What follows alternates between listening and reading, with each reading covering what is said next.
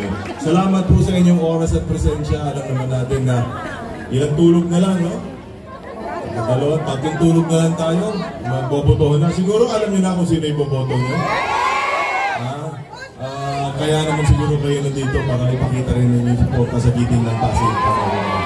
At ito naman ay dahil, no, naramdaman nyo na ng mga pagbabagong nagawa ni Mayor Vico simula nung sa kanyang pag-uumpisa pa lang noong 2019 at lalong-lalo na habang tumagal po ang panahon. No?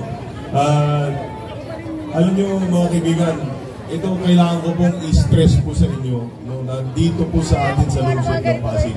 Hindi lang po natin binabago ang ating pamahalaan.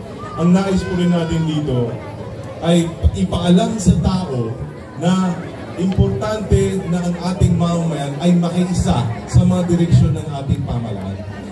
Madalas po kasi iniisip ng mamamayan na dapat ang gobyerno ay nandito para lutasin ang lahat ng problema ng kanyang sinasakupan.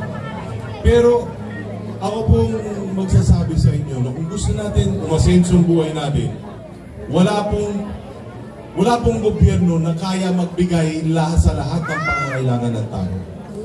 Bakit ko po sinasabi ito? Dahil po ngayon habang palapit ang eleksyon, alam naman natin dumadami ang ayuda. At ang ayuda po na ito, obviously hindi po galing sa amin yan, di ba? Pero kaya ko po nababanggit ito kasi ang ating gobyerno ngayon tumitindig po sa isang plataforma ng mabuting paggogobyerno o yung good governance na tinatawag. Pero hindi porket good governance ang tinatawag nito ay wala pong papel ang mamamayan. Nasa inyo po talaga ang susi. Kasi kahit anong pagbabagong gawin namin sa loob ng City Hall, kung hindi rin magbabago ang ating mamamayan, wala pong mangyayaring tagumpay sa ating lungsod. Kaya ko po kailangan kong idikdik po ito sa ating mga mamamayan. Sapagkat habang papalapit ang eleksyon, ang dami hong mga pangakong binibitawan. Ang dami hong mga ayudang binababa na halos na binibili na yung ating mga boto. At dito po sa ating lugar, alam naman ho natin, di ba? Alam ko, ang dami yung binagsak na bigas dito. Tama. Meron pang nakasumpit na pera. Yung ibang lugar ho, alam nyo, nakatanggap ng ganon din. May pera na, may 500, meron pong bigas, merong grocery, meron pong lugaw, at marami pang iba. Pero ang tanong ko, bakit po tayo kailangan o bakit kailangan ng meron pong mga politiko na ganyang kalaki ang pinupuhunan para lang maglingkod sa taong bayan? Ano ba meron sa pamahalaan na kung matino ang iyong gagawin, lahat po milyon-milyon, halos bilyong-bilyong piso na ang linalabas para lang sila ay maboto ng tao? Magkano ba sweldo ng isang mayor, ng congressman, ng vice mayor o ng mga konsehal? Hindi po ganun kalaki para magumasos ng ganyang kalaking pera. Isipin po ninyo, dito po sa inyong komunidad, ilan ang unit dito? Almost 700 kayo dito ang komunidad, units, di ba? 700 o ilang sakong bigas po yan pinakalat dito. Ilang beses sila nagkalat ng bigas. Magkano yung perang binagsak at minutmut dito? Ngayon, isang lugar lang po ito. Isipin ninyo sa buong Manggahan, ilang komunidad ang kanilang binagsak na bigas at pera. Ngayon, i-multiply po niyan sa bawat purok sa barangay Manggahan. Ngayon, i-multiply po niyan sa bawat purok sa 30 barangay sa buong Pasig. Ang laking pera po niyan. Bakit? Bakit? Ito po yung sinasabi at pinaglalaban po namin na pagbabago. Na kailangan po maintindihan ng mamamayan ito. Ano ba nagagawa ng good governance kasi? Hindi po naiintindihan marami. Ano ba nagagawa ng good governance? Ito po explain ko sa inyo ng sandali lang. Pagkupo ni Mayor Vico, ang minana niyang budget 10 billion. Inalis niya yung korupsyon. Mula 10 billion, fast forward na tayo ngayon, sa taong ito, 2019 to 2025, higit doble na ang budget natin, 22.4 billion. At habang yumayaman po ang ating lungsod, dumadami naman ang programa para sa ating mga mamamayan. At saan po nakatuon itong budget na ito? Alam niyo na, narinig niyo na yung mga senior citizen natin, may programa sa solo parent natin, PWD natin, sa ating health services, etc. Pero alam niyo kung saan ang priority po natin? Ang edukasyon. Bakit edukasyon? Kasi po ang ayuda, isang araw lang, bukas wala na. Pero pinag-aral natin yung inyong mga anak habang buhay, ito na po yung baon nila para gumanda ang kanilang kinabukasan. At para patunayan din sa inyo na ito po talaga ang tunay na prioridad. Number 1, pag-upo ni Mayor Vico, 2019, 11,000 ang scholar. Namimili pa kung sino. Fast forward tayo, 2025 na. 25,000 na rin po ang scholar natin. At hindi tinitignan kung ikaw ay kalaban man o kakampi. Basta ikaw, pasigyan nyo, bibigyan ka ng pagkakataon na gumanda ang buhay mo. Yun po yung nagagawa ng mabuting pamamahala. Ito yung good governance na tinatawag. At ngayon, hindi lang po high school ang libre, hanggang kolehiyo libre na. Nung araw, ang PLP may bayad. Nung araw, dati magulang, may kahati ng PLP. Ngayon, libre na ang PLP, may allowance pa mula sa ating lungsod. Pero alam niyo ba ba't libre ang PLP? Ito, baka hindi niyo alam. Ang tunay na dahilan ba't libre ang PLP. Yan po ay sinulat ng isang mambabatas na hindi lang po dito sa lungsod ng Pasig na libre. Lahat po ng state-owned colleges sa buong Pilipinas, yan po ay sinulat ng sarili nating congressman. Batas po ni Congressman Roman Romulo po yan. Kaya lahat ng kabataang Pilipino ngayon nakakapag-aral na ng college na libre. Okay? Ngayon, ito ngayon, sasabihin nyo, iba, paano yun yung PNP by ranking? Alam nyo yung ranking? Pataasan po ng grados yan. So pag top 10 ka, mauna ka. Pagka hindi ka masyadong pagkagayno o average lang yung grade mo, ikaw ay medyo hindi na makakwalify. Ito po yung ginawa ng ating lungsod. Ito po yung tinatawag natin ngayon, yung Pag-asa Scholarship Program. Ano ba ito? Diba? Hindi po tinitignan yung grados, tinitignan yung estado natin sa buhay. Inuuna natin yung pinakamahirap natin mga pamilya na yung mga magulang hindi kaya paaralin ng kanilang mga anak. At ngayon po, pwede ko rin, proud po ako i-report sa inyo na halos 2,000 na ang ating mga estudyante sa scholar, ng Pag-asa Scholars natin na nag-aaral. Hindi po sa public ha. Ito po ay private, tandaan nyo. Pasig Catholic College at Arellano University. Ngayon bakit ko binabanggit ito? Kasi ito na po ang panahon para mangarap tayo. Mangarap tayo para sa ating mga anak. Dati kasi sabi ng mga kababayan natin mahirap, anak, pasensya ka na. Mahirap lang tayo. Pagdating ng high school, pagkatapos ng high school, maghanap ka na lang ng trabaho mo. Pero anong trabaho mahahanap mo pag hanggang high school ka lang? Ito po ang dahilan bakit hindi umangat ang mga asenso ang Pilipino, hindi lang po ang Pasigeno. Pero dito sa Pasig, iba pong ginawa natin. Para patunayan sa inyo na seryoso po tayo, ang unang taon pa lang implementasyon ng proyektong ito, 120 million pesos po ang nakalaan dito. 120, second year. Magsa-second year po yung first year eh. Magdodoble po yun, magiging 240 million. On its third year, 360 million. On its fourth year, 480 million. Halos kalahating bilyong piso. Makapagtapos lang ng kolehiyo ang inyong mga anak. Mga kaibigan, dito po sa lungsod ng Pasig, hindi pwede maging balakid ang kahirapan para maabot natin ang pangarap natin sa ating mga anak na makapagtapos ng kolehiyo.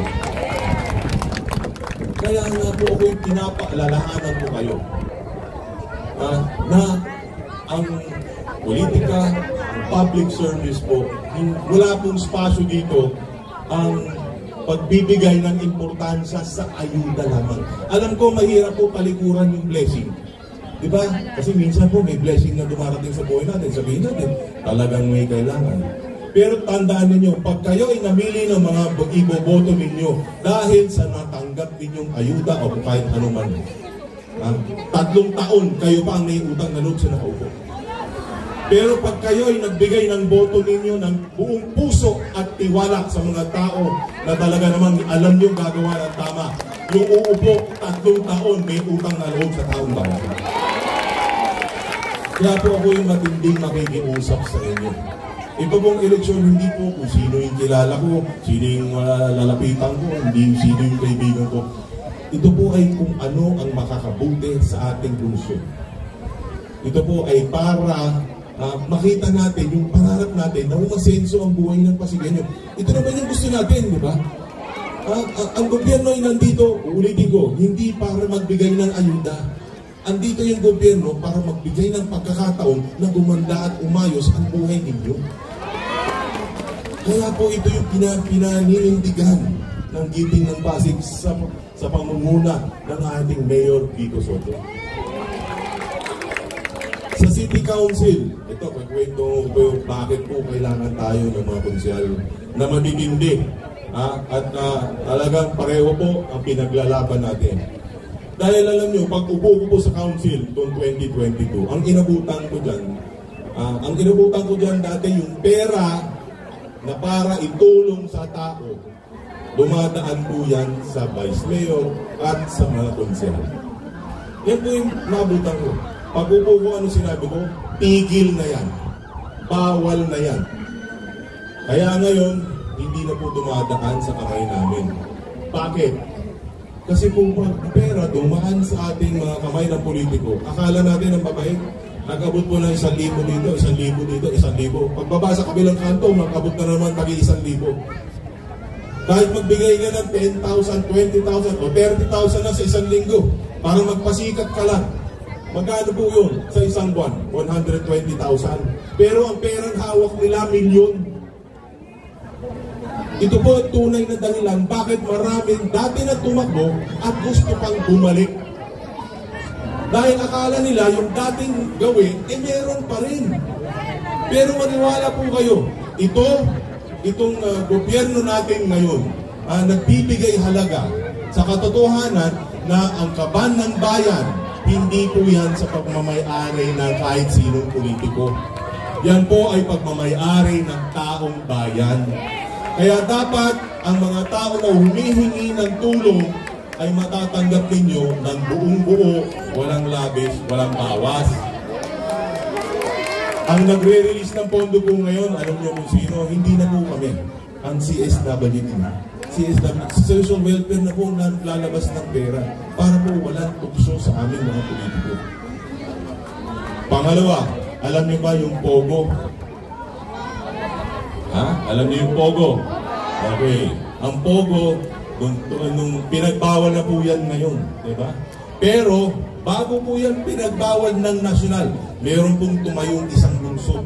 December 2022, pinasa po ng ating City Council sa instructions po ng ating Mayor Kiko Soto na tanggalin na ang Pogo at tayo ang unang-unang lungsod sa buong Pilipinas na nagban ng Pogo. Ngayon, ito po ang tanong. Yung tignan nyo po yung mga ordinansa ng Pogo. Ito po yung nakakalungkot. Hindi po lahat kasi pumirma. Hindi po lahat sumuporta. Bakit? Hindi ko po alam. Pero yung mga nandun na hindi pumirma, hindi po sila member ng Giting ng Pasig. Ang mga sumuporta lang po nito ay ang mga magigiting natin miyembro ng Giting ng Pasig. Kaya po kailangan natin, mga kaprinsipyo po natin, kaya kailangan natin, straight natin ang Giting ng Pasig. Pwede ba? Lahat po ng konsyal. 6 po yan, Hindi pwedeng 5, hindi pwedeng 4, hindi pwedeng 3. Kasi yung iba, sinabi, huwag kayo mag-alala, straight kami. Pero pwede ba akong magsingit ng isa? Hindi na po straight yun. Diba? Kailangan po yung straight, lahat po yan. Mula po sa ating 3 incumbent. Ayan, nandyan na po si Buboy Agustin, di ba? Nandyan po si Councilor Angelito Leon. At siyempre si Councilor Maro Martires. Kasama na rin po yung 3 bago. Ay yung alam niyo naman, yung anak ni Tita Cory. Di ba si Tita Cory? Head ng education natin, ang daming natulong niya. Kaya alam ko, hindi niyo papabayaan si Councilor Boying Raimundo. At siyempre yung 2 iyak ng iyak nung nakaraan. Alam nyo, yung isa may tulay ng pag-asa, di ba? Si Councilor Ryan. Sabi nga ni Councilor Warren, pinigilan niya lang daw si Councilor Ryan dahil dun sa tulay niya, nung natalo sila, gusto niya nang tumalon sa tulay. Pinigilan lang ni Warren noon. Kaya itong pagkakataon nito, tulungan po natin sila. Ha? Siguraduhin natin, manalo na ang ating mga konsehal. Ha? Lalo-lalo na to po, itong mga bago natin konsehal natin. At marami pa po tayong mararating. Alam ko naman, alam na nararamdaman ninyo yung pagbabago kung saan tayo nanggaling at kung saan na po tayo ngayon. At kung kami ay pagbibigyan nyo pa ng isang pagkakataon, uulitin ko, mas malayo pa ang mararating natin bilang isang lungsod. Ngayon, baka naman makalimutan nyo yung 3 ulo. Ano number namin? Ano number namin? Ano ibig sabihin nun? I love you too. Number 1, Congressman Roman Romulo. Number 4, Mayor Vico Soto. At number 3, Vice Mayor Dodot Jaworski. Maraming pong salamat sa inyo. Muling iboto ang number 3 sa balota, Vice Mayor Dodot